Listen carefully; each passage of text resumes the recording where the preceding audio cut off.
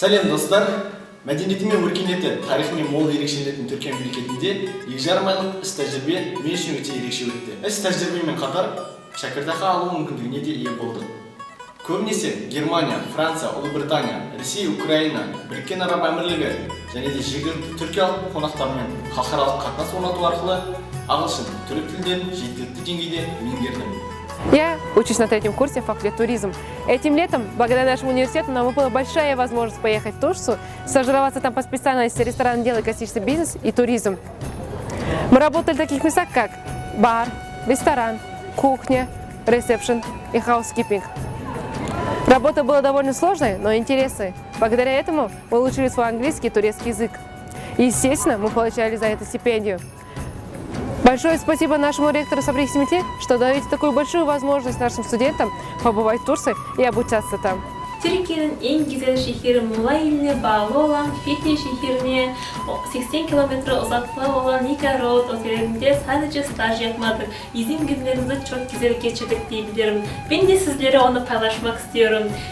En güzel ilk gittiğimiz yer Patara plajı. Patara plajına siz geçseniz hatırınızda aklınızda her zaman oluyor diye düşünüyorum. Hem de ikinci gezdiğimiz yer Saklıkent. Saklıkent Fethiye ve Antalya arasında sınırında olan güzel bir kanyon diyebilirim. Hem turistlerin hep olduğu yer, hep gezdiği yer, Fethiye'nin bir simvolu diyebilirim. Orası Ölüdeniz.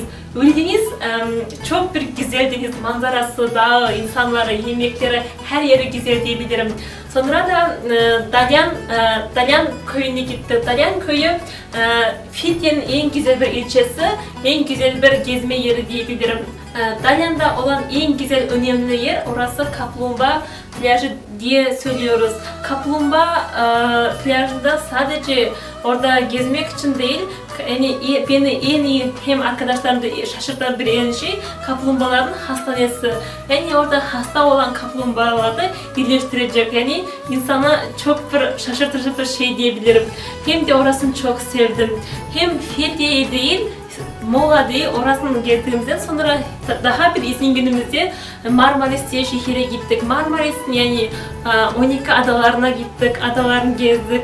Yani suyunu sevdik, insanlarını sevdik. Kendimize çok iyi bir arkadaşlar bulduk. Bu süre zamanında sadece Muğla ve Fethiye ilçelerini gezmedik. Hepimizin hayalimiz olan, insanların hayali olan İstanbul, yani tarihi bir mekana gittik.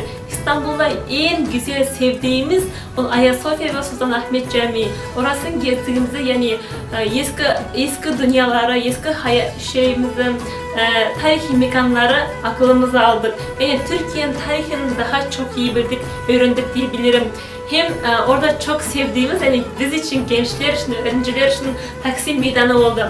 Taksim Meydanı tam gece hayatı, oradaki alışveriş, restoranlar, en iyi markalar Taksim'de oldu. Hem İstanbul'un en güzel, İstanbul dediğimizde aklımıza gelen Boğaz Köprü ve tarihi çok derin olan Kız Kulesi var. Oralarında çok iyi gezdik. Marmara Denizi'ni gördük.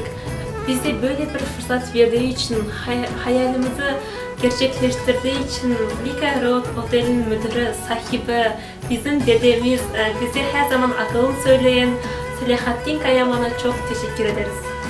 First, I want to thank our foreign leaders and professional career university for such an opportunity.